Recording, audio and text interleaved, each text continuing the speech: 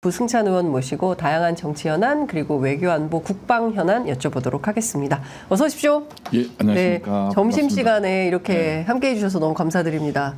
그러면 와야죠. 훌륭하십니다. 아우, 이런 자세, 예, 역시 예. 그 대중을 대하는 자세 훌륭하십니다. 아니 뭐 그게 아니라, 네. 예, 저도 답답하니까요. 예, 국민들하고 이제 소통하는 거 외에는 네. 스트레스를 풀 수가 없어요. 지금 국민의힘이 저렇게 나오니까. 그러니까요. 예, 지금 국방위 네. 지원을 하셨는데요. 어제는 과방위, 예. 오늘 오후 2시에는 법사위. 예. 국방위는 언제 열립니까? 뭐 상임위원장이 아직 결정이 안 됐기 때문에, 네. 예, 뭐 아직은 요원합니다. 예. 지금 원래 국방위는 그 외교통일, 국방 뭐 이런 쪽은 국민의힘 여당 몫으로 배분이 지금 돼 있는 7개 건데, 상임위 중에 포함됐죠. 그렇죠. 예. 그런데 지금 뭐 특위를 자체로 가동을 하고 있고, 네. 그리고 사실상 국회 보이콧 하겠다는 입장이 나왔기 때문에, 네. 이 7개 상임위도 민주당 다 해라 이럴 수도 있는 건가요? 그럴 가능성이 상당히 높죠. 자존심이 완전히 남북이 요즘 예. 그 대립하듯이 대립하는 거잖아요. 출구가 없어요. 그러니까 출구가 없다는 걸 어디서 느꼈냐면 15개 특위를 만들었잖아요. 그러니까요. 거기서 이제 모든 걸 하겠다라는 예. 거예요. 완전히 일종의 배수진을 친 거죠. 그래서 7개도 결국은 저희가 이제 계속적으로 뭐 국회의장님께서도 그렇고, 네. 뭐 저희 원내대표께서도 그렇고, 계속해서 이제 원구성과 관련된 협상을 하고 있거든요. 네네. 계속 메시지를 주고, 근데 이제 국민의힘이 이제 안 들어오니까. 네. 안 들어오는 상황에서 뭐 결국 7개도 언제까지 이제 원구성을 안 할 수 뭐 하지 않을 수 없잖아요. 그렇죠. 그래서 빨리 열어서 지금 상황이 민감하게 들어 외교 쪽도 그렇지만 국방 네. 쪽도 그렇고 상당히 민감하게 그렇습니까? 산자위도 그렇고 민감하게 돌아가는 분야가 있어서 네. 결국은 뭐 언제까지 우리도 예. 기다릴 수 없고 예. 그래서 빠른 시일 내에 결정이 났으면 좋겠습니다. 저희들이 방송에 보면 예전에는 국회 상임위 이렇게 돌려도 동접이 그렇게 많지 않았는데 네. 요새는 국민적 관심사가 돼 있으니까 네. 국회 본회의장 또는 국회 상임위 뭐 어제 과방위 네. 아주 좋아요. 네. 그러니까 국민들이 궁금한 거예요. 지금 22대 전반기 국회가 가동이 됐는데 도대체 네. 국회 뭐 하고 있냐 네. 궁금해서 들어가 보면 민주당하고 야당들만 쭉 앉아 있고 반대편은 다 공석이니까 네. 네. 이게 지금 큰일이다라는 생각이 좀 드는데, 자, 내일 오후 2시에 국회 본회의 엽니까? 글쎄 아직은 미정입니다. 미정이에요. 이제 저희가 이제 메시지 온 건 없고요. 네. 일단은 민주당에서는 요청은 드렸죠. 내일 국회 본회의를 열자. 민주당은 뭘 결정하자는 겁니까? 내일 본회의를 통해서. 아니 뭐 본회의 통해서 뭐 지금 원구성과 관련된 뭔가 이제 가장 크겠죠. 가장 네. 크겠고요. 국회 정상화가 중요하니까. 예. 뭐 국민의 힘은 뭐 일종의 우리가 이제 이 대의 기관을 대표하는 네. 국회의원들이라고 지금 볼 수 없는 상황이잖아요. 네. 우리가 얘기하는 국무위원이 윤석열 정부에서는 가장 많다. 지금 현재 20명, 네. 그다음에 이제 108명을 합치면 128명의 국무위원을 네. 거느리고 있잖아요. 그래서 의회가 이제 견제가 전혀 안 되는 네. 일종의 국회의원 한 명 한 명이 전부 국무위원이 돼버리는. 그런 사태 국민의힘 국회의원의 국무위원화. 네. 예. 그래서 이제 의회 정치는 실종이 됐죠. 대의 정치는 실종이 된 거죠. 예. 똑같은 뭐 대통령은 뭐 전국 단위로 유권자들을 대상으로 뭐 선출이 됩니다만은 국회의원들도 그거에 못지않게 선출직 공무원으로서 그렇습니다. 행정부를 견제할 그런 책무를 갖고 있잖아요. 맞습니다. 그런 상황에서 완전히 국무위원화가 된 거죠. 뭐하러 배지를 달고 있나 모르겠어요. 출근을 저기 대통령실 별관 하나 만들어서 차라리 거기, 글로 가라. 글로 가버리는 게 낫지. 지금 그러니까 정말 완벽하게 의회 민주주의가 좀 무너졌고 네. 그다음에 이제 역할은 사실상 국무위원화 돼 버렸고. 그렇죠. 특위를 구성한다는 것 자체가. 그리고 뭐 어디예요? 산업 무슨 개발 특위 뭐 있잖아요. 거기서 이제 또 불러서 석유공사님 불러서 또 업무 보고도 들었다는 거 아니에요? 받았다는 거 맞습니다. 아니에요? 예예, 에너지 특위입니다. 에너지 특위. 예예, 에너지 특위가 어제부터 가동이 돼서 네. 석유공사 사장도 불렀고요, 산업부 차관도 불렀고요. 네. 그래서 이 그 동해 유전, 가스전 관련된 프로젝트, 대왕고래 프로젝트에 대해서 보고를 받았다고 합니다. 석유공사는 이제 뭐 지금 이 생존의 이 기로에 있는 네. 공사잖아요. 예. 네, 공사고 그러다 보니까 이제 기재부에서 특단의 경영 대책, 네. 구조 조정 뭐 네. 이런 걸 요구하고 있는 상황에서 이 대왕고래를 만난 거예요. 대왕고래를 만난 거지. 왜냐하면 네. 기본적으로 보면 정부 출자라는 게 이제 석유나 가스 탐사에 정부 네. 출자가 들어가진 않잖아요. 네. 왜 그러신지 아시죠? 말씀해 주세요. 리스크가 크잖아요. 그렇죠. 거기에 국민 혈세를 갖다 박을 수 없죠. 네. 그렇기 때문에 예. 뭐 앱션 모빌 네. 예, 이런 데서 이제 뭐 100조 이상 투자를 하고 대신에 리스크는 크지만 하이 리스크, 네, 하이 리턴. 리턴. 예. 예. 그러니까 많이 벌 수 있는데 예. 지금 당장 석유공사 같은 경우는 이제 이 존립 자체 네, 자본 잡식 상태고. 20조 정도, 19조 예. 정확히는 19조. 예. 사실 이명박 정부 때 자원외교 하면서 그런 측면도 있지 않습니까? 그러니까 학습 효과가 있어요. 뭐냐면 예. 그때 당시 가스공사, 석유공사, 우리 세 개 공사잖아요. 네. 광물자원공사. 네. 이 세 개 공사가 해외 자원 개발에 적극적으로 뛰어들었죠. 그렇죠. 뛰어들어갖고 이제 손실을 엄청 봤잖아요. 뭐 추정치로는 40조 정도 네. 손실을 봤다고 해서 그게 이제 국정조사가 있었고 그 다음에 책임 있는 자들의 기소가 이루어졌죠. 그때 뭐 최경환도 있었고 네. 산업통상부 자원부 장관 그 다음에 이제 공사 사장. 네. 근데 어떻게 됐습니까? 뭐 다 무죄잖아. 그렇습니다. 그러니까 일단 질러 놓으면 되는 거야. 예. 우리가 살 수 있는 길은 결국은 정부에서 돈을 받고 예. 그래서 일단 살자. 예. 어차피 과거에 학습 효과가 있다. 다 무죄다. 예. 우린 최선을 다해서 안 나온 거를 내가 어떻게 책임을 지냐. 이거를 이명박 정부 때 보여줬잖아요. 네. 그러다 보니까 이제 뭐 광물자원공사는 이게 존립 자체가 안 되니까 광해관리공단이랑 이제 통폐합이 되는 예. 그런 아픔을 맛봤죠. 그다음에 이제 석유공사가 이제 곧 그렇게 될 운명이다. 속된 말로 골로 갈 운명에서 윤석열 대통령의 뻥을 만난 거죠. 네, 뻥을 만나서 예.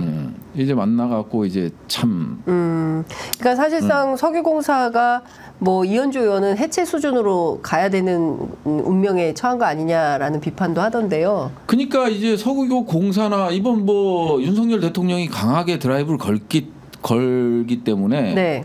일단 생존하는 데는 지장이 없을 것 같아요. 생존하는 데 또 지장이 없고 그다음에 뭐 액트지오도 마찬가지고요. 네. 액트지오도 이 석유공사랑 딱 맞잖아요. 예. 예, 뭐 영업세도 못 내는 상황에서 네. 호구를 만난 거죠. 대한민국이랑 호구를 만났고 그다음에 대통령이 대놓고 20%의 확률을 가지고 야 우리가 다 할게, 다 대줄게. 니네는 파. 이렇게 돼버린 거니까 어느 국가에서도 있을 수 없는 일이 벌어진 거예요. 지금. 그렇죠. 네, 뭐 그 액트지오 아브레오 그 대표 같은 경우는 그 얘기를 한 거 아니에요? 네. 뭐 오바마도 했고 트럼프도 했고 뭐 네. 얘기를 하지만 오바마나 트럼프는 그 얘기를 안 했죠. 국민들을 설득했죠. 네. 석유 네. 탐사 예. 시추를 예. 할 수밖에 없는 입장이다. 양해해달라. 그다음에 트럼프도 마찬가지고 극지방에 대한 얘기를 하면서 그 얘기를 한 거지. 네. 국민들을 설득하는 거. 예. 우리가 에너지 정책에서 이걸 할 수밖에 없다. 네. 이렇게 국민들을 설득하는 메시지를 내놓은 거지. 야, 파. 내가 책임질게 이게 아니잖아요. 그러니까요. 오늘 뭐 시추와 관련된 사업을 시작을 한다고 하는데요. 사실 국회 동의가 좀 필요한 거 아니겠습니까? 예산 그렇죠. 차원에서라도. 예산 이게 뭐 그러니까 당장에 뭐 5개니까 5천억 뭐 잠정적으로 잡고 있는 거잖아요. 더 늘어날 수도 네. 있는 거고.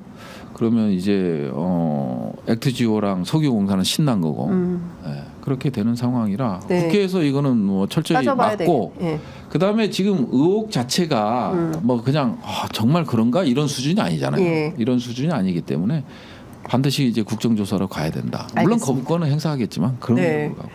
야, 그러니까요. 이게 그걸 좀 여쭤봐야 될 것 같은데 말씀해 주신 대로 국회가 입법을 하고 대통령은 거부권을 행사하고 네. 국회는 계속 입법을 하고 대통령은 계속 거부권을 행사하고 이런 방식의 무한 반복이 될 걸로 예상이 됩니다. 네. 그리고 이제 말씀해 주신 대로 국민의힘이 이제 매일 의총을 열기로 했고요.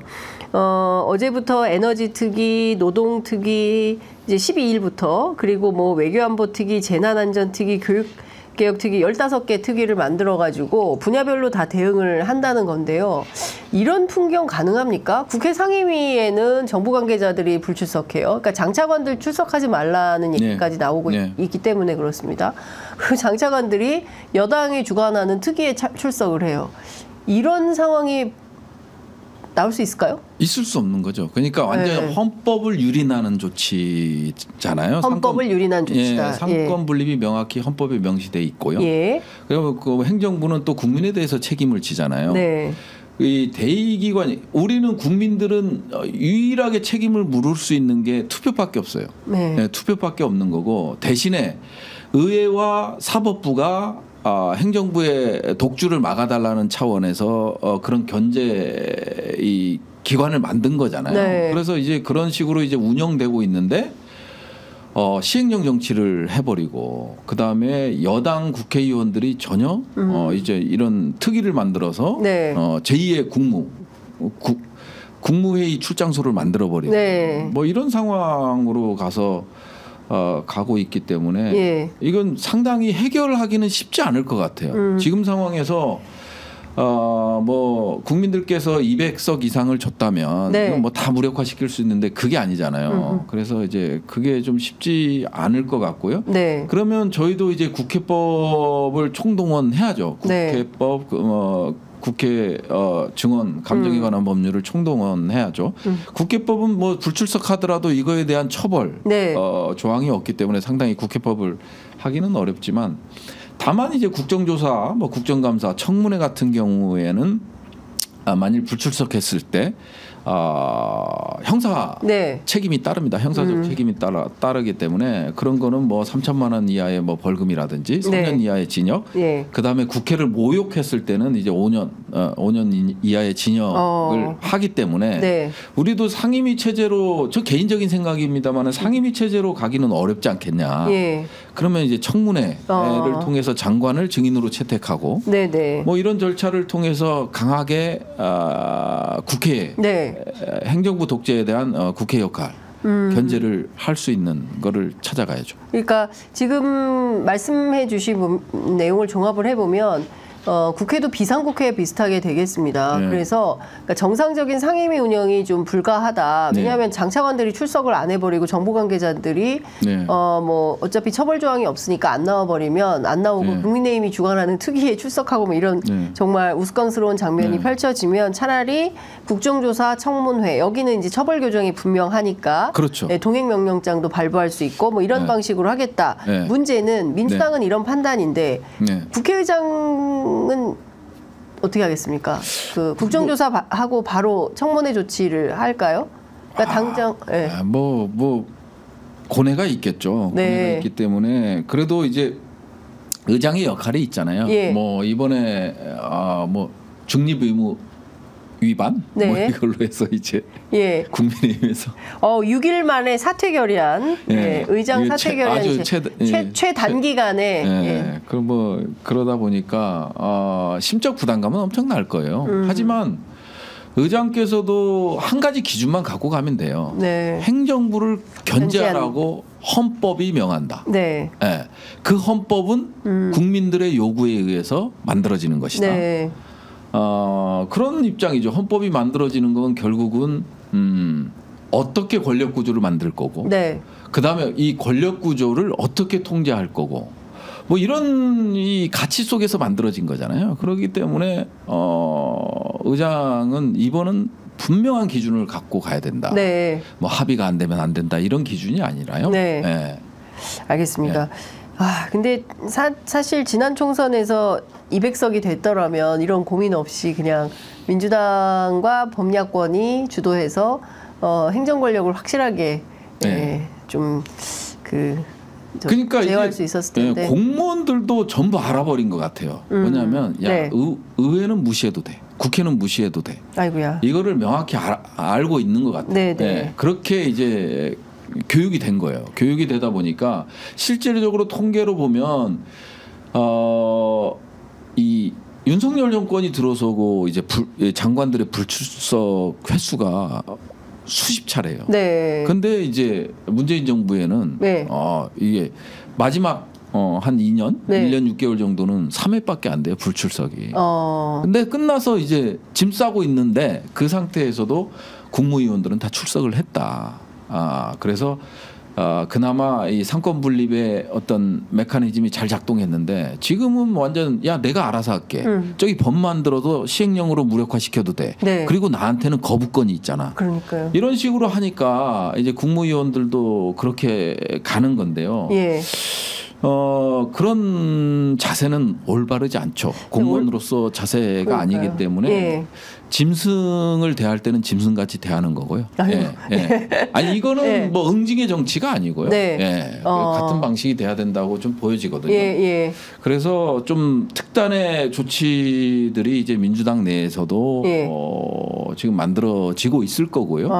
예. 지도부에서 그거에 대한 고민이 있을 거고. 네. 그리고 6월 임시국회가 7월 4일 날에 끝나나요? 그 전에 이제 전 상임위가 개의할 네. 수 있도록 예. 노력을 하고 있는 것으로 알고 있습니다. 예. 7월 4일 이제 그 국회가 임시국회. 임시국회가 마무리되기 전에 예. 일단 전 상임위는 개의하는 예. 것으로. 예. 그러면 지금 한 3주 정도 남아 있다고 봐야 되는데. 예, 그러니까 원래는 뭐 이번 주에 이제 7개 상임위원장 하고 그다음 네. 다음 주부터는 이제 진행돼야죠. 예, 본격적으로. 간사 예. 선출하고 소위 네. 구성하고 뭐 이런 것들이 진행돼야 되는데 네.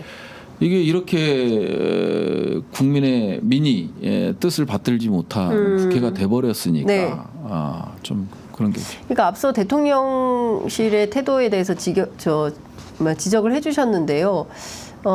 공개적으로 그냥 거부권을 네. 그냥 대놓고 하겠다고 또 하겠다고 하니까. 그리고 장관도 불출석해라라고 이제 요구를 네, 하고 맞아요. 있기 때문에 네.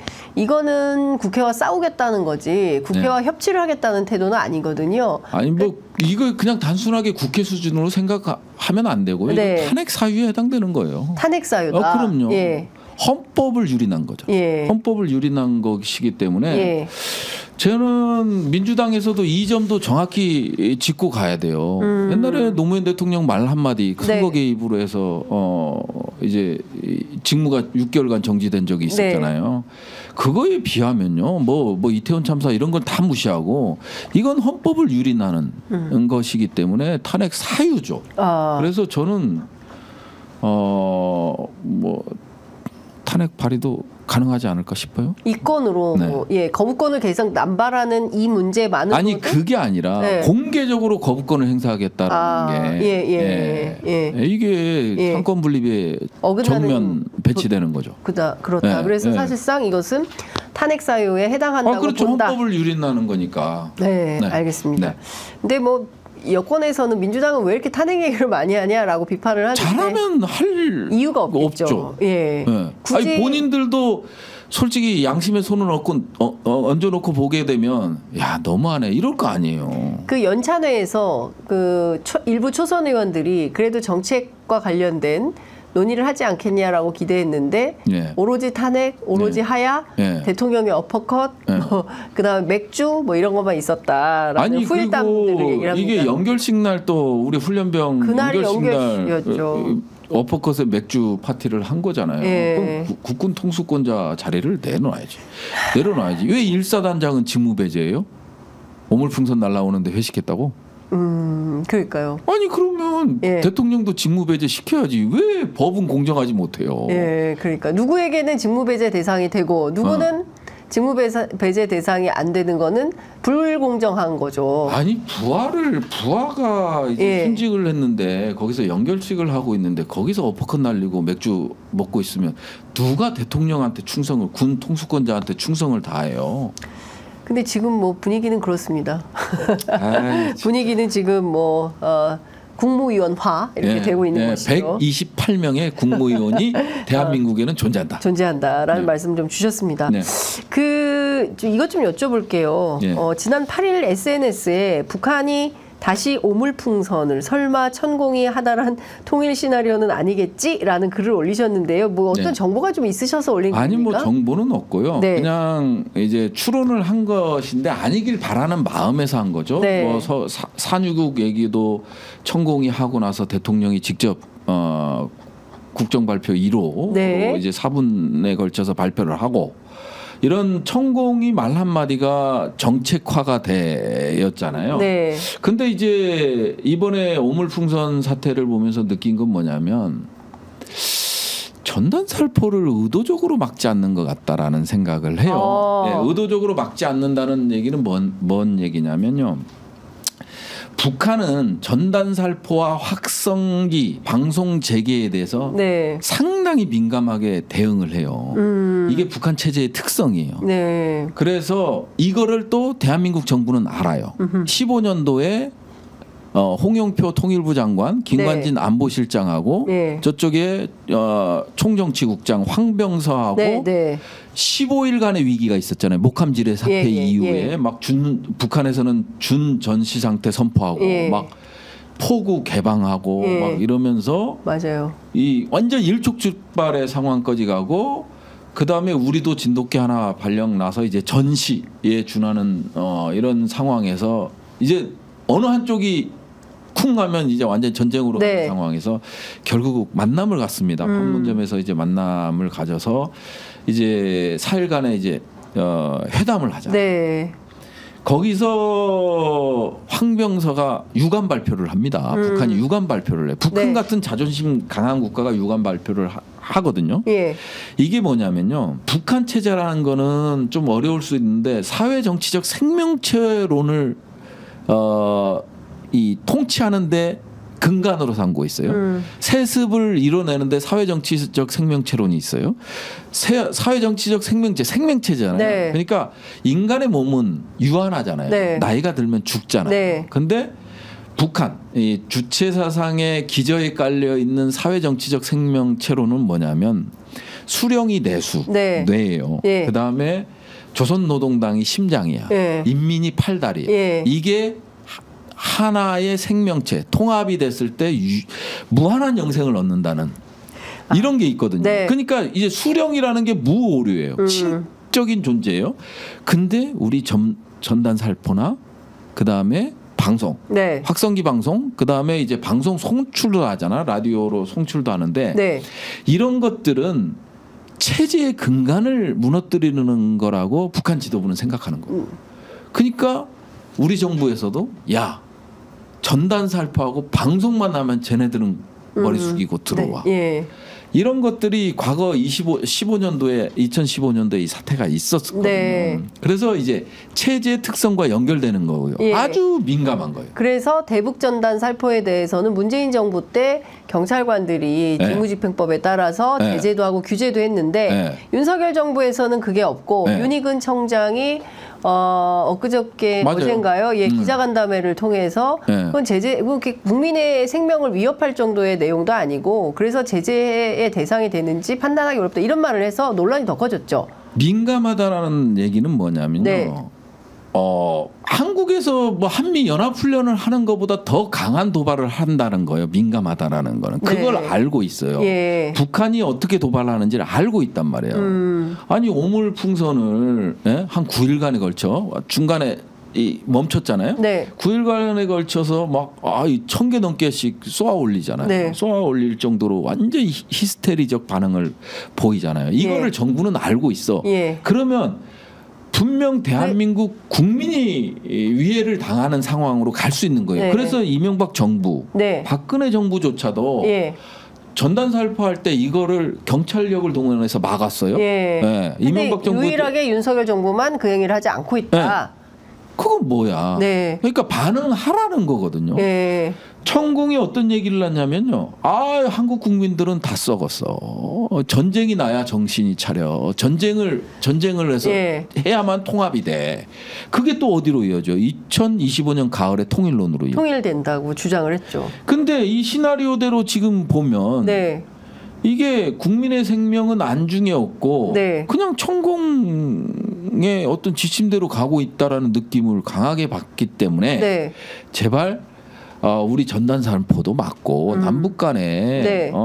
그래도 대화를 해라 네. 이런 의지에서 제발 이 시나리오대는 가지 말았으면 좋겠다 했는데 네. 지금 가고 있는 거죠. 그러면 지금 의원님께서 그 글을 올리실 때 뭐 쭉 뭐 단계별로 이렇게 그러니까 예컨대 전단을 살포하고 네. 저쪽에서 오물풍선을 네. 보내고 네. 그리고 거기에 상응하는 뭐 대응 조치로 대북 확성기를 틀고 네. 그럼 북한에서 또 원점 타격을 하고 네. 뭐 이렇게 에스컬레이션을 되면서 네. 결국에는 7번 계엄선포, 8번 2025년 천공의 그 섬뜩한 통일론. 계엄 선포는 뭐냐면요. 네. 지금 윤석열 정부가 국내 정치적으로 상당히 위기를 맞고 있잖아요. 그렇죠. 김건희 뭐 그다음에 이번 석유공사, 네. 최혜병, 예. 양평고속 이채양명주부터 예. 시작해서 엄청 이거를 타파가 안 되는 거예요. 어떤 걸 내놔도 지지율이 오르지 않아. 그 신뢰의 위기죠. 심각한 신뢰의 위기입니다. 지지율이 예. 오르지도 않고 그다음에 이게 지지율이 오르지 않는다는 건 뭐냐면 국정 운영의 동력을 상실하는 거예요. 국민이 지지 안 해주는데 나만 한다는 건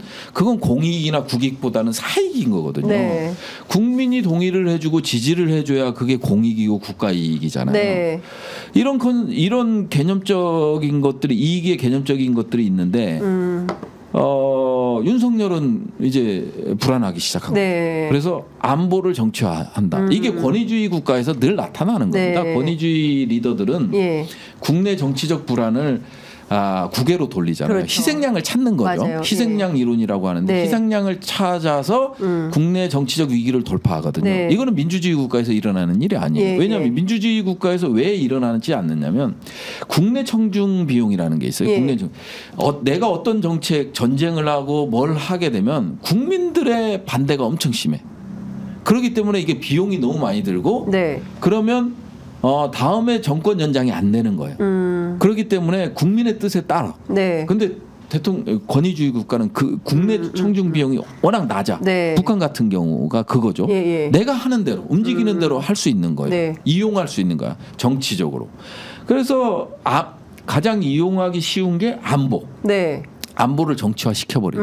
아니 그래서 실제로 계엄 가능성이 있다고 보시는 거예요? 저는 충분히 여기서 에스컬레이션이 일어난다면 네.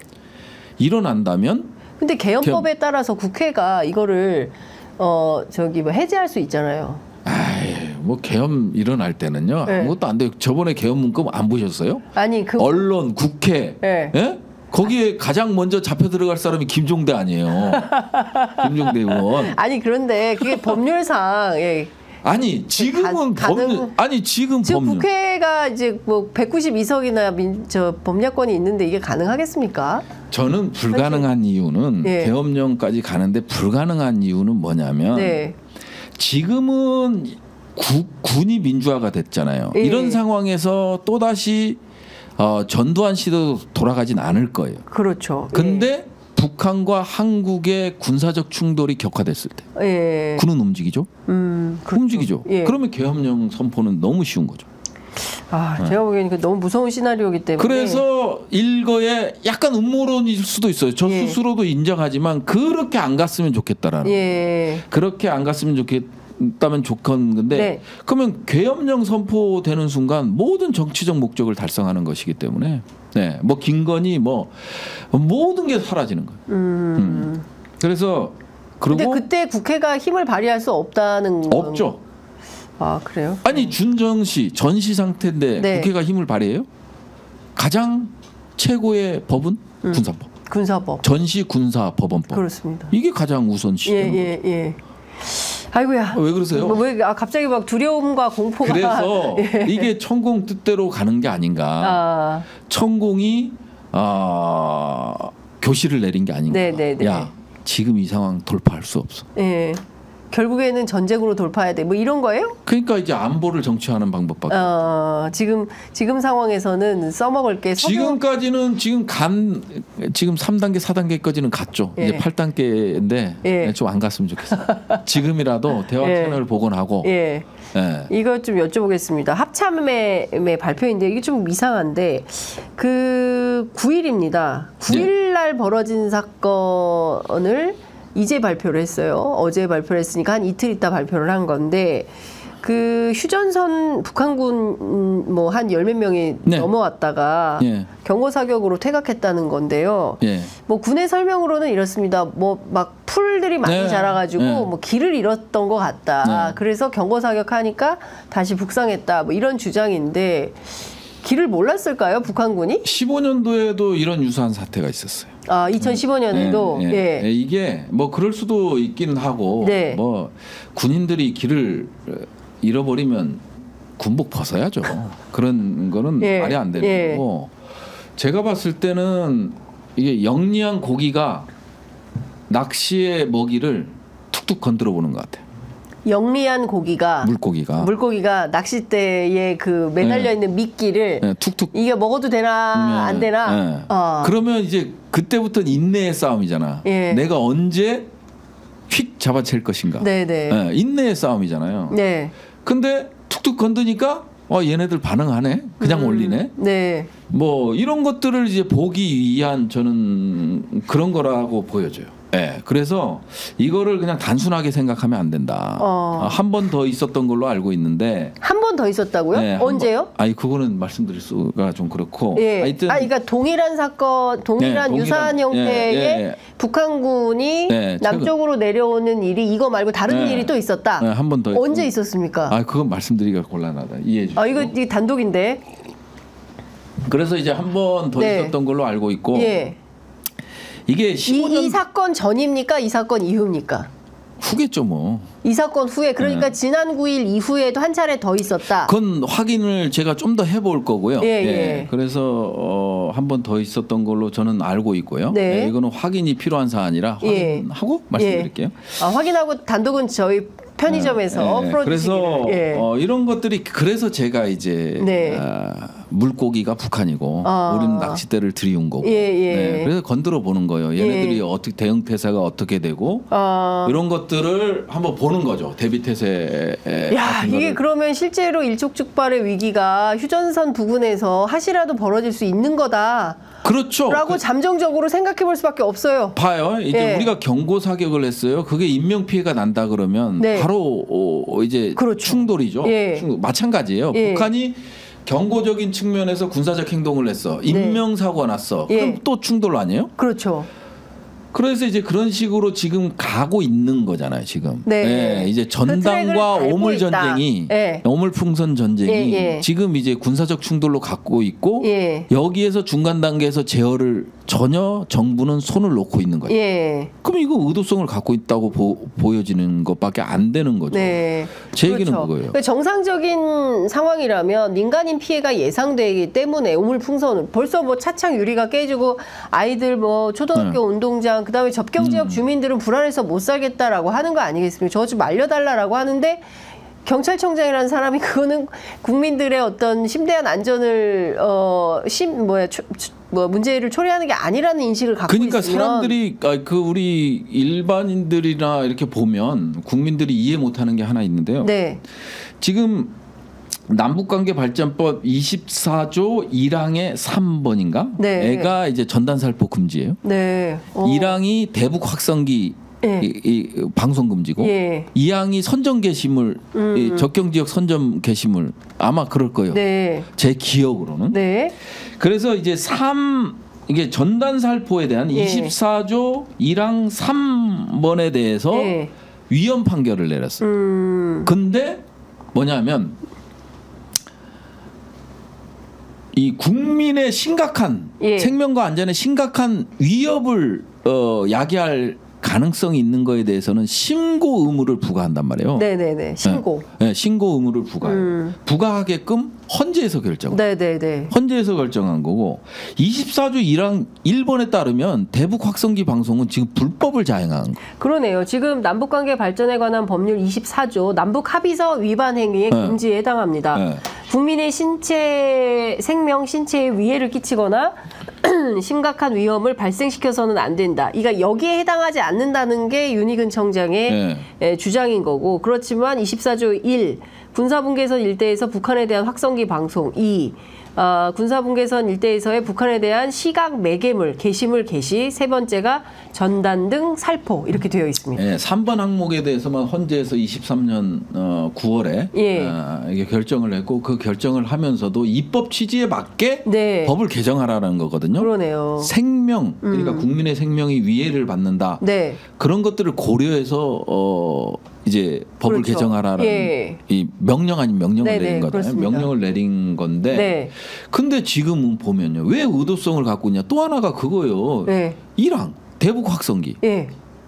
그 지금 남북관계발전법 위배 아니에요? 예. 대놓고 하는 거야. 대놓고 법률 위반을 하고 있네요. 근데 뭐 와 진짜 그냥 법이 없어요, 윤석열 정부는. 그러네요. 네. 법을 그냥 무력화시켜요. 뭐 네. 법이 뭐예요? 윤석열. 그러니까요. 이게 네. 지금 말이 됩니까? 말씀해 주신 대로 북한군이 이번뿐만 아니라 또 한 차례 왔었고 그것을 군이 네, 경고사기에서 퇴각시켰던 퇴각을 걸로. 시켰다. 그럼 또 언제 내려올지 모르는 거고 이런 행위가 계속되면 네. 그 다음 단계는 어떻게 되는 겁니까? 그 다음에 이제 군사적 충돌이 일어나고 인명 피해가 생기겠죠.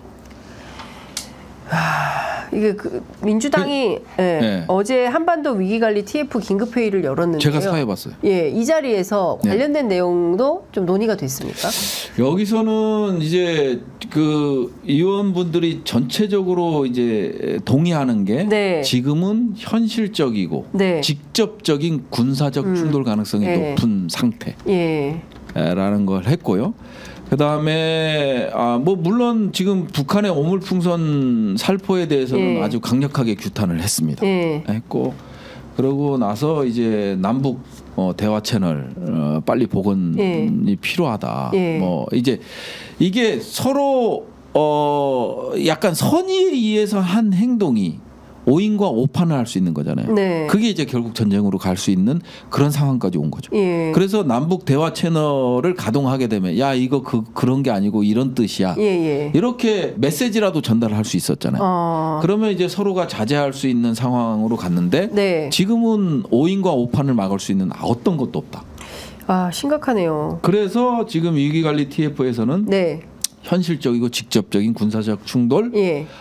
발생할 수 있는 최종 단계에 와 있다. 이렇게 평가를 한 거죠. 군사적 충돌이 발생할 수 있는 최종 단계에 와 있다고. 단계에 와 있다. 네. 그러면 이거를 좀 긴장을 낮추기 위해서 이재명 대표 같은 경우에는 즉각적인 뭐 군사회담, 남북 회담을 제의를 하고 또 민주당의 이제 여러 의원님들도 뭐 정상회담을 제안하든 군사회담을 제안하든 일단 만나라. 네. 만나서 대화를 해라. 이제 이런 요구를 야당이 하고 있는 것인데요. 네. 윤 대통령이 하겠습니까?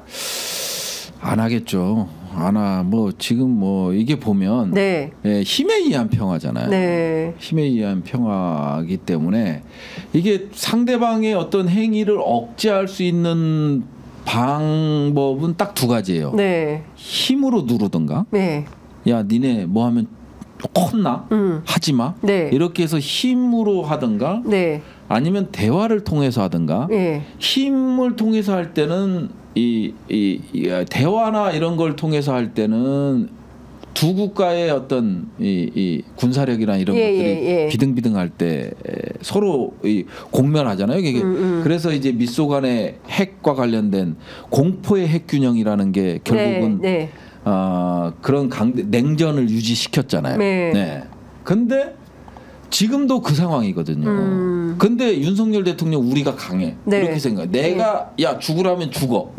그래서 평화를 찾겠다라는 거거든요. 이게 상당히 위험하다는 거예요. 그 사실은 세계적으로 불가능한 일 아닙니까? 그게? 아니 뭐 미국 전쟁을 한번 세게. 그렇죠, 그렇죠. 네. 아니 근데 사실 우리 전쟁도 못 하잖아요. 전시작전권 미국이 갖고 있잖아요. 아니죠. 그건 아니고요. 전쟁할 수 있어요. 물론 그것도 이제 작전 계획상에 전시작전권을 갖고 있기 때문에 대포권 3에서 한미 연합사령관한테 이제 그 전시작전권이 넘어가는 거 아니에요? 그동안은 이제 합참의장이 평시작전권을 행사하지만 근데 이 신원식이라는 장관이라는 사람이 즉강급인가? 즉강급 즉시 강하게 끝장내자. 네. 이게 뭐예요? 전작권은 의미가 없다. 내가 싸운다는데. 아 근데 뭐 강력한 한미 동맹, 한미일 동맹을 강조하면서 그렇게 도발할까요? 아니 이제 이전 정부들은 전작권 전환에 대해서 상당히 그런 것들이 있어서 구속력이 있다고 봤어요. 근데 지금 정부에서는 아니 신원식 장관이 즉 강 끝을 얘기하잖아요. 네. 즉시 강하게 네. 끝장내자. 네. 강력하게 끝장내자. 이 얘기가 뭐예요? 전작권 필요 없어. 일단 저쪽에서 도발하거나 하면 그냥 밀어붙여. 그러니까요. 윤석열 대통령이 또 선조치 후보고를 얘기를 했기 때문에 약간 논리적 모순이 있는 거잖아요. 예. 지금 전작권 전환과 관련돼서 약간 논리적 모순이 있는데 네. 근데 뭐 유엔헌장 51조에 보면 자위권을 인정하고 네. 있잖아요. 자위권을 인정하고 있기 때문에 자위권 차원에서는 우리는 전작권을 되돌려 받으려는 입장에서는 유엔헌장 51조를 자꾸 얘기하는 네, 거예요. 네, 네. 야, 주권 국가가 내가 자위권을 행사 못하면 어떻게 되겠냐. 네. 그런데 이제 지금 윤석열 정부는 전작권은 좀 놔두고 네. 뭐 이런 식이니까 지금 뭐 이게 작전 계획에 따라서 움직이지 않는다. 네. 지금 상황은. 알겠습니다. 김여정 조선노동당 중앙위 부부장이 대북 확성기 방송이 재개가 되면 새로운 대응을 하겠다라고 했는데요. 어쨌든 지난번에 무인기가 한번 와가지고 휘젓고 갔어요. 그중에 대통령실까지 찍고 가고 이번에도 오물풍선이 대통령실을 갔지 않습니까? 예. 그러면 새로운 대응이라는 게 다음 단계는 뭐가 오겠나? 그러니까 군사 전문가들, 국방 전문가들은 어떻게 좀 예측을 하고 있습니까? 지금 한미일 프리덤 엣지인가? 네, 이런 프리덤 훈련, 엣지. 예, 훈련이 훈련하고 계획돼. 이게 다영역이잖아요. 네. 지상, 그렇죠. 해상, 공중, 사이버. 그렇습니다. 그러면 이제 북한도 지상, 해상, 공중, 사이버에서 일어날 것 같은데, 네. 혹은 핵. 예. 예, 지금 핵에 대한 이슈가 아예 사라진 상황이니까. 네. 새로운 대응이라고 한 거가 이게 예측을 할 때 보면 뭐 NLL 인근에서 뭐 되고 막 이런 것들 예측하잖아요. 네네네네. 막 그다음에 무인기를 남아시키고 뭐 이런 예, 얘기들을 많이 하는데 저는 새로운 대응이면 진짜 새로운 대응일 것 같아요. 예. 그동안 우리가 경험하지 못한 새로운 대응. 사실 오물풍선도 그동안 경험하지 못한 아니 한 번 했었어요 옛날에. 그래요? 과거에 2010 아니 이렇게 몇천 개씩 보내는 게 있었어요? 네. 잠깐 보냈었죠. 예. 네, 그런 건 있었는데 새로운 대응이란 말이에요. 예. 새로운 대응이라는 건 뭐냐면 네. 지금 북한이 대응하는 거 보면 대한민국 국민들을 곤혹스럽게 만드는 대응들. 뭐 쓰레기 이것이 막 이게 청소. 그러니까 이거 어떡하란 말이야. 아니 그러니까 예. 국민들을 대상으로 한 뭔가 이루어질 것 같아요. 예. 그러니까 군사적으로 국민을 대상으로 한다. 네, 그러니까 예컨대 뭐 군사분계선 접경 지역 과거에 아니 있었던 그거는 거는 뭐 전통적으로 늘 있어 왔던 거는 그건 상수로 봐야 되고 상수고 북한이 새로운 대응이라고 했기 때문에 네. 얘네들은 말과 행동이 좀 일치하는 경향이 있잖아요. 한다면 하잖아요. 아니 경향이 있지. 뭐 한다면 하는 건 아닌데 꼬리 내릴 때도 있긴 한데 새로운 대응이라 했어요. 오물풍선 쇼킹했죠. 그리고 완전히 불편을 줬잖아요. 네. 그럼 뭔가 불편을 주는 거 아니겠어요? 그래서 이 불편을 주는 게 뭘까? 뭐 사이버 쪽에서는 사이버 테러 뭐 이런 것들이 상당히 불편할 테고. 실제로 지난 5월 31일 날 GPS 교란을 아니 해서 그건 뭐 불편한 게 아니에요. 뭐 그래요? GPS 교란은 뭐 괜찮은 거예요? 예. 안 불편해? 일상생활을 하는데 불편한 게 뭐 있겠어요? 저는 아니 어민들이 실제로 피해가 있었다고 하니까 꽃게잡이 철에 물론 그렇긴 한데 그래도 그거보다는 이게, 더 광범위한 오물풍선이 그런 건데 오물풍선류의 뭔가가 온다. 그럴 것 같아요. 저는 새로운 대응이라면 얘네들이 미사일 쏘고 뭐 이런 건 상수잖아요. 예, 그렇죠. 뭐 접경 지역에서 뭐 경고 사격하고 잠깐 넘어왔다가 또 테스트하고 들어가고 뭐 이런 것들은 그다음 NLL 넘었다가 들어가고 들어가고 뭐 이런 것들은 새로운 게 아니죠.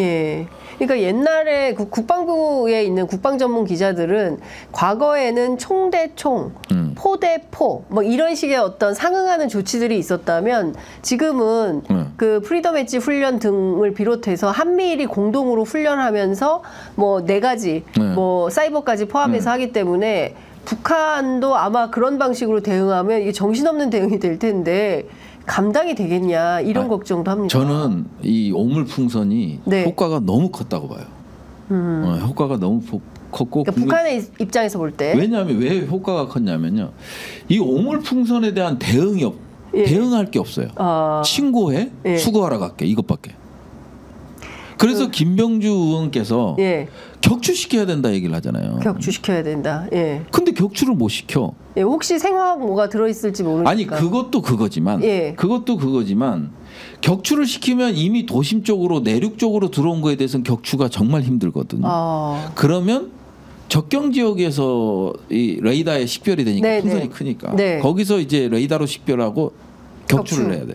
격추를 하면 자폭탄을 이용해야 돼요. 왜냐하면 그냥 고사총 같은 경우는 안 되는 거야. 자폭탄 사람이 가서 해야 되는 거예요? 아니야 이게 쏘면 터져요. 공중에서 터지는. 예. 근데 그건 대형화기라고 그래서 네네. 쓰기가 어려워요.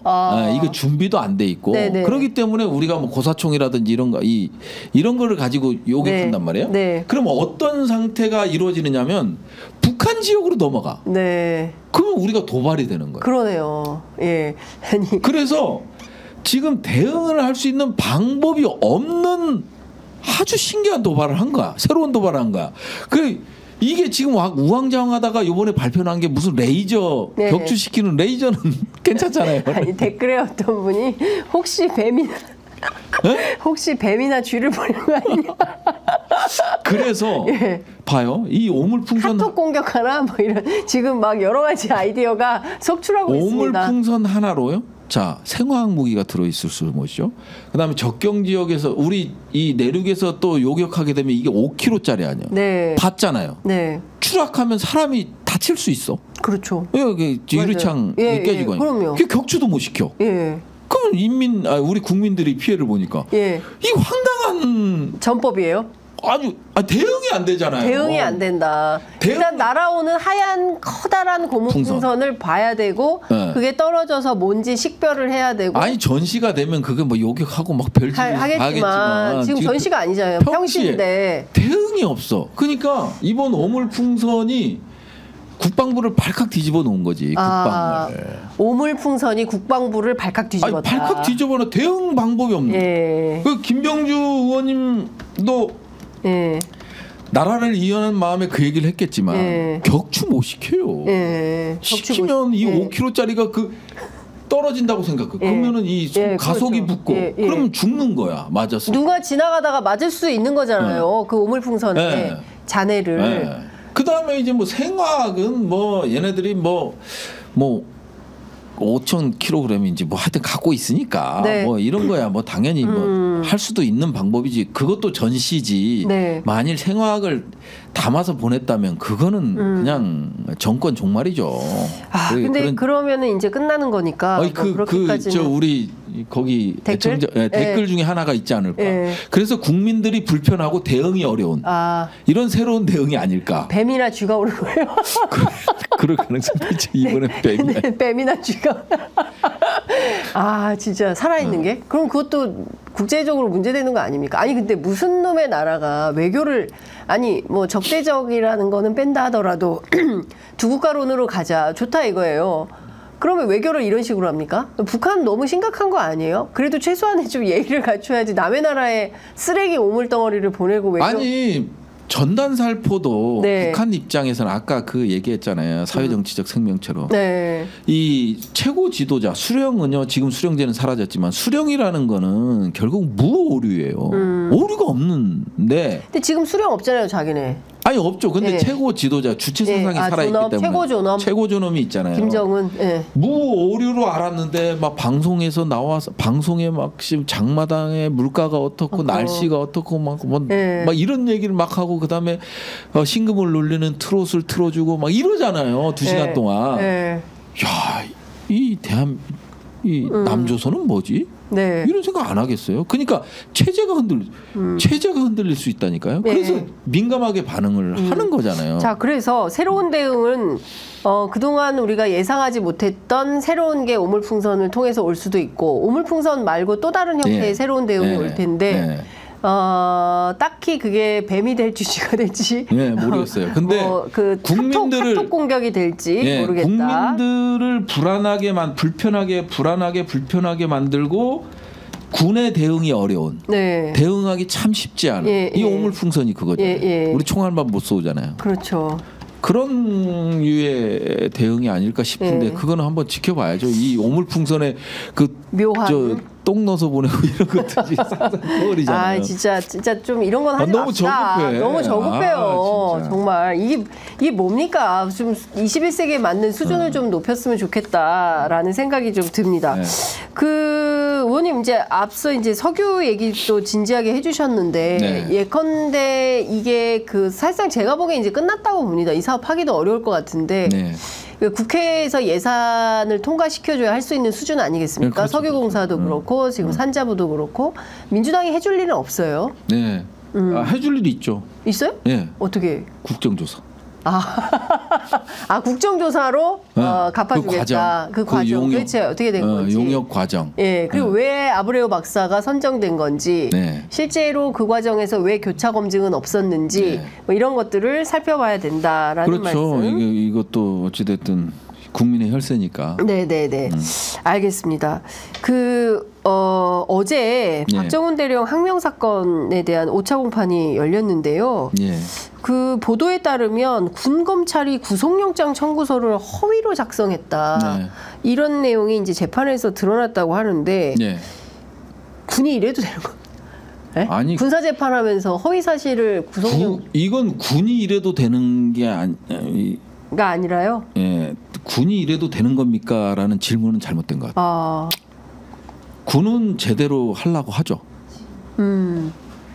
박정훈 대령은 저 위에가 문제지. 용산이 문제다. 그렇죠. 왜냐하면 자 보세요. 제 경험을 말씀드릴게요. 청와대에서 연락이 와. 우리는 이거를 뭐 의도적으로 조직적으로 은폐하고 뭐 하려고 안 해요. 지시가 내려온 거야. 야 이거 해봐. 이거 해봐. 이거 해봐. 이게 다 합쳐지니까 왜곡, 은폐, 그 다음에 뭐 이렇게 사법 시스템을 훼손 이런 거예요. 그냥 자기한테 떨어진 거가 누가 이시원 공직비서관 전화 한 번 없다가 전화가 왔어. 야 이거 어떻게 그거 이렇게 하면 됩니다. 이런 식으로 자기네들끼리 이렇게 처리했습니다 보고하고 이런 식으로 가다가 이렇게 간 거예요.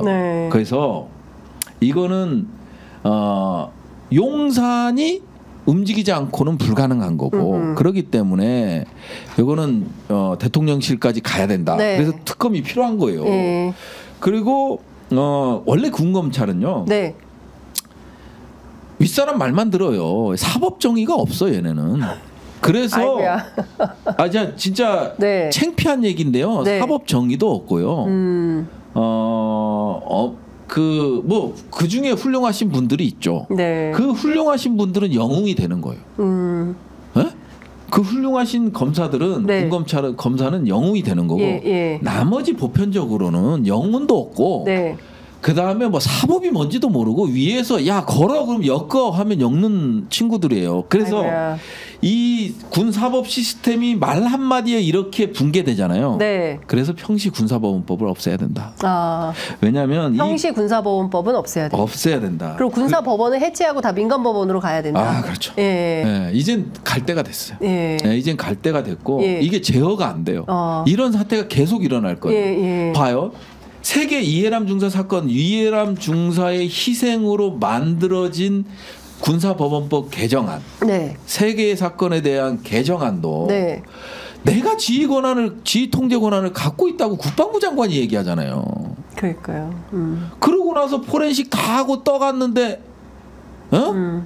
그 다 지우고 했다고 거기 구속영장 청구서에 검사가 적고 안 잡고.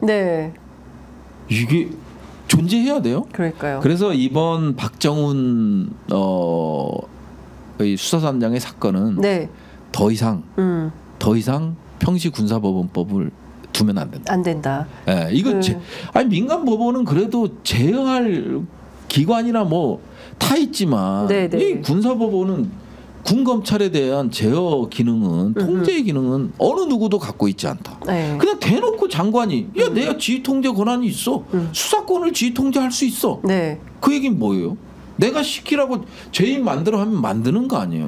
아, 굉장히 위험한 그 발상이죠. 발언이 예. 결국은 형식군사법원법 폐지다. 네. 제가 그 법도 발의할 겁니다. 알겠습니다. 물론 거부권 행사 당하겠죠. 그러니까요. 지금 뭐 물론 거부권 너무 무슨 당연한 수순처럼 물론 거부권을 행사를 할 걸로 보인다라고 그럼에도 말씀하셨는데 예, 방금 전에 그 국민의힘 의원총회가 끝나고 보도가 나왔는데요. 네. 국민의힘에서는 야당 단독으로 만들어진 상임위에는 불참하겠다. 그다음에 이제 단독 처리하는 법안들에 대해서는 대통령에게 제의 요구를 건의하겠다. 이제 거부권 행사를 요청하겠다는 겁니다. 민주당이 일방적으로 진행하는 상임위는 원초적으로 정당성을 인정할 수 없기 때문에 불참하겠다는 것이고요. 그리고 7개 상임위원장직도 그러면 수락 안 할 거냐라고 기자들이 물었는데 건 열기 싫겠지. 예, 관련해서는 아무런 어떤 말씀도 드린 바가 없다라고 표현했습니다. 그러니까 왜냐면 7개라도 막아야 되는 거야. 예. 7개라도. 예. 그럼 의장한테 그러겠죠? 좀 기다려봐라. 예. 그러면서 시간 끌겠죠. 네, 그렇죠. 그럴 때 우원식 의장이 어떤 판단을 할 거냐, 계속 끌어줄 거냐, 네. 아니면 일단 내일은 쉬어가고 다음 주에 전격적으로 처리할 거냐. 제가 얘기한 그대로 다 발표하잖아요. 그러니까요. 그러니까 이제 예. 108명의 국무위원이 생긴 거야. 예. 어떻게 의회에서 자기네 예. 아니 의회에서 통과시킨 법을 내가 네. 반대한다고 그래서 네. 299명이 통과시킨 걸 내가 한 명 반대한다고 그건 민주주의가 아니죠. 그러니까요. 그러니까 네? 민주주의 아니 약점도 있어요. 민주주의 약점이 100% 만장일치제로 가면 좋겠지만 그래도 가장 좋은 제도이기 때문에 지금까지 유지되는 거 아니에요. 네. 그렇기 때문에 아쉽고 섭섭하지만 국민들이 뽑아준 거 아니에요. 자기 네. 지역 국민들이 뽑아줬기 때문에 승복할 때는 승복해야 되는 거예요. 그게 의회가 사는 거고 행정부를 견제할 수 있는 건데 야 내가 제의 요구하라고 건의하겠다. 그 국무위원 아니에요. 그러니까 제 얘기가 맞잖아요. 그러네요. 128명의 국무위원. 무슨 네? 결사대처럼 느껴집니다. 아마 이제 세계 기네스북에 올라갈 일이. 거다. 예. 그 뭐 끝으로 이제 마무리를 해야 되는데요. 이재명 대표에 대해서 대북 송금 관련해서 결국 제3자 뇌물죄로 네. 검찰이 오늘 기소를 했습니다. 예, 예. 당연히 수순이잖아요. 뭐 이재명 대표가 권력을 줬더니 보복이나 하고 뭐 하는 거냐 이제 이런 비판을 했습니다. 도대체 정치 왜 하는 거냐? 네. 국민들이 죽든 말든 지금 권력 노름이나 하고 있는 거 아니냐? 자영업자들 지금 폐업률, 자살자 통계 네. 이런 거 보면 경제를 망치든 말든 국민이 죽든 말든 관심이 없는 거 아니냐라고 이제 비판을 하고 있습니다. 네. 그러니까 이재명 대표에 대해서 또 이렇게 벌써 한 가지 더 기소가 추가되기 때문에 사법 리스크는 더 커졌다라는 것과 동시에 또 민주당 내부에서는 또 이 문제를 또 어떻게 보고 어떻게 대응하실지 그거 좀 듣고 마무리하겠습니다. 뭐 글쎄 이제 이게 사법부가 이제 올바른 판단을 해주는 게 가장 중요하잖아요. 네. 1심에서는 그게 이루어지지 않았죠. 뭐 국정문건이라든지 이런 것들이 다 나왔음에도 불구하고 그거에 대한 뭐 언급이나 네. 반영 자체가 안 됐잖아요. 네. 네, 그런 관점에서 좀 1심 뭐 사법부 판결을 존중하면서도 야 이게 이 사법부마저 이래버리면 이게 과연 우린 민주공화국인가 하는 생각이 들어요. 네. 그리고 뭐 이제 기소를 했지만 앞으로 이제 지난한 또 법적 다툼이 있을 거잖아요. 네. 그것보다는 저는 윤석열 대통령이 이 이재명, 네. 한동훈도 마찬가지고요. 이렇게 매달리는 거는 이재명에 매달리는 거는 네. 자기 생명을 위협할 수 있다고 판단을 하는 것 같아요. 네. 다른 다른 후보들은 다 제어가 가능하다. 제어가 가능하지만 이재명이 만일 리더가 된다면 모든 대한민국의 판이 바뀔 것이다. 네. 그리고 본인이 갖고 있던 모든 이익 자체 이런 것들이 다 무너져 내릴 것이다. 네. 그럴 바에는 끝까지 물고 늘어져서 네. 반드시 집어넣자. 이런 것들이 세워지지 않고는 네. 도저히 불가능한 일들이 일어나잖아요. 뭐 우린 늘 편하게 얘기하지만 김건희만 놓고 봐도 알 수 네, 있고, 네. 그다음 윤석열 장모만 놓고 봐도 알 수, 어버이날 또 가석방하는 그러니까요. 예. 그런 것들 보석이 하여튼 네. 누구야? 김건희 여사 장모 보석으로 나왔죠. 보석. 예. 그런 것만 보더라도 결국은 이재명을 죽이는 게 예. 자기가 사는 길이다. 대한민국에는 안중이 없다. 국민에는 안중이 없다. 예. 이걸 이재명 사태를 보면 저는 알 수 있다고 봅니다. 네. 그 오늘 그 기자들에게 한 통의 편지가 읽었습니다. 보셨습니까? 네. 그 고 최수근 네. 상병의 엄마입니다로 시작되는 그 최수근 상병의 어머니가 편지를 보냈습니다. 그동안 사실 그 아버지가 공무원 소방 공무원이시기 때문에 절대로 이 사건에 적극적으로 나서지 않았는데 7월 19일이 일주기예요. 그래서 수사에 진전이 없고 또 엄마 입장에서 염려가 되고 안타깝다. 진상규명과 함께 박정훈 전 단장의 명예회복을 이제 호소하는 공개 편지를 국민들께 띄운 상황입니다. 어떻게 보셨어요, 이 편지? 가슴이 미어지죠. 가슴이 미어지고 그 다음에 이제 국가는 의무만을 강요하잖아요. 책임을 지지 않는 사건의 전혀 이번 사건이고요. 네. 부모의 입장에서는 보내주고 싶잖아요. 네. 근데 왜 죽었는지를 모르는 거예요. 왜 죽었는지를 내 아들이 왜 죽었는지 편지에도 들어있잖아요. 네. 왜 죽었는지를 모르겠는 거예요. 그래서 그냥 이제 그 왜 죽었는지를 알아야 우리 최수근 상병을 부모가 이제 보내줄 거 아니에요. 네. 보내주고 그냥 추모만 하겠다는 거 아닙니까? 그거를 이제 지금 최혜병 이 사건을 보면서 많이 느낀 거죠. 그러다 보니까 이제 정의로운 일을 한 박정훈 수사단장에 대해서도 좀 선처 바란다라는 얘기도 쓰고. 그러니까요. 네. 저는 어머님의 이 얘기가 굉장히 저는 가슴이 아팠는데 또 장마철이 다가옵니다. 일주기 전에 경찰 수사가 종결되고 진상이 규명돼서 공방이 마무리되고 우리 아이만 추모하면서 남은 여생을 보낼 수 있도록 도와주십시오. 라고 했고요.